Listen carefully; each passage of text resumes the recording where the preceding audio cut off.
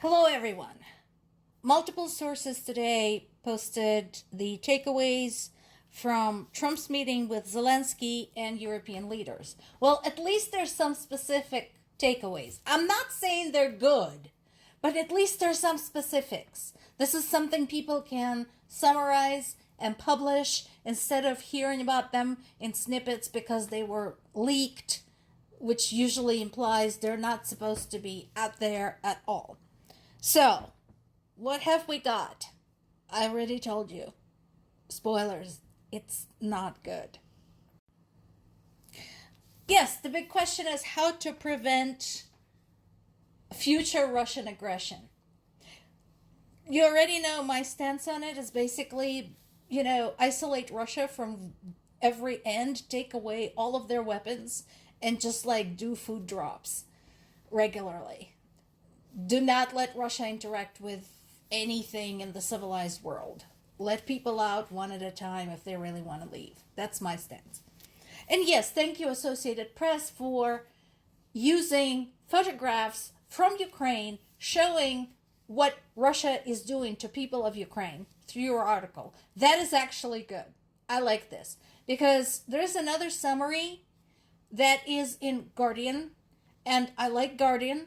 I like how they cover this war and the world politics in general, but I like the punctuation with the photographs because I want to keep reminding people that everything connected with Ukraine has human beings on the other end. Everything. So, Trump says Ukraine can't join NATO. Rest of NATO, are you okay with that? Are you okay with this asshole telling you what you can and cannot do? This jerk who said he would abandon you if you were attacked unless you paid. Why are you listening to him? Go back and look at the charter of your own alliance. I'll give you the intro. This is from NATO official website. This is the intro to the NATO Charter.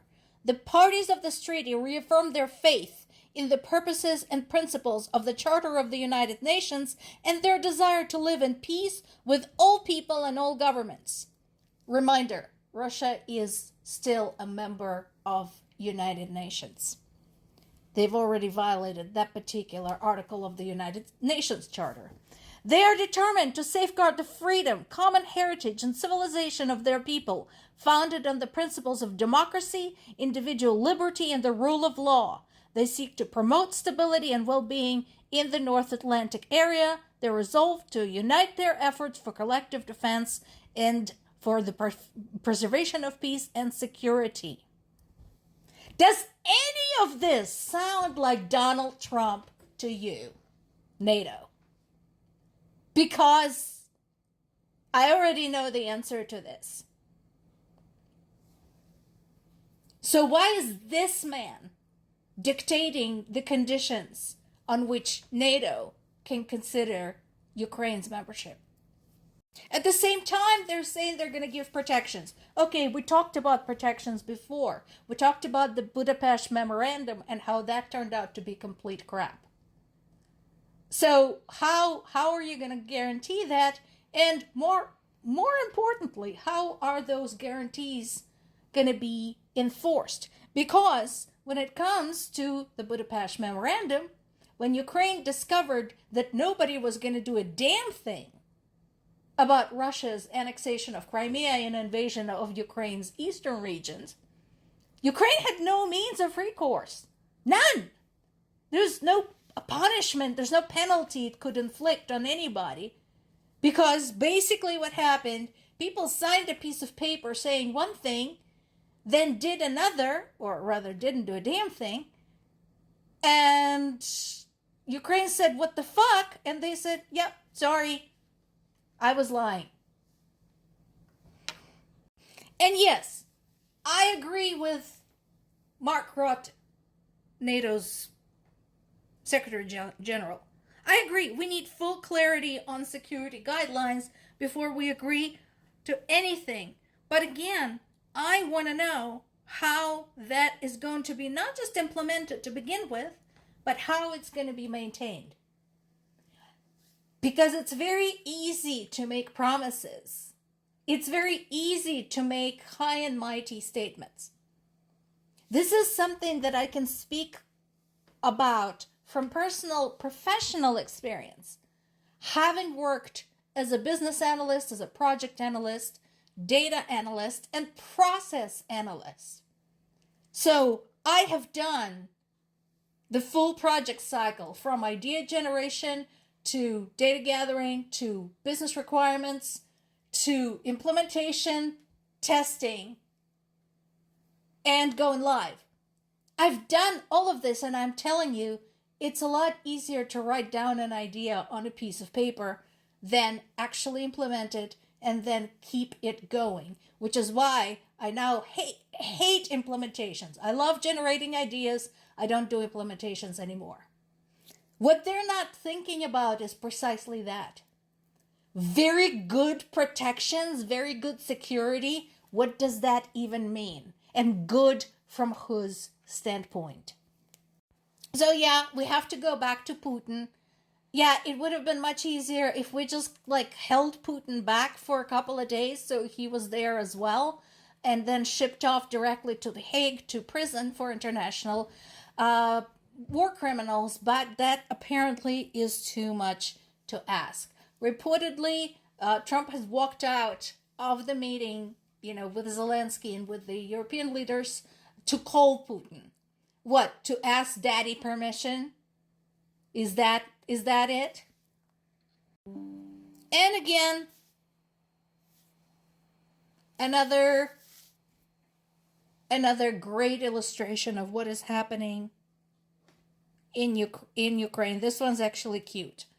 They managed to evacuate a cat. We love cats. So, yes, agreement on all sides needed. But the problem I see is that Ukraine's requests are very reasonable. Leave our country, leave us alone. Stop interfering in our lives. Stop interfering in our politics. Stop interfering in our economy. Just stop. We don't want to be friends with you anymore. We're done. And Russia wants Ukraine. That is a problem. You can put them at the table all you want, but I don't expect anything good will come out of it.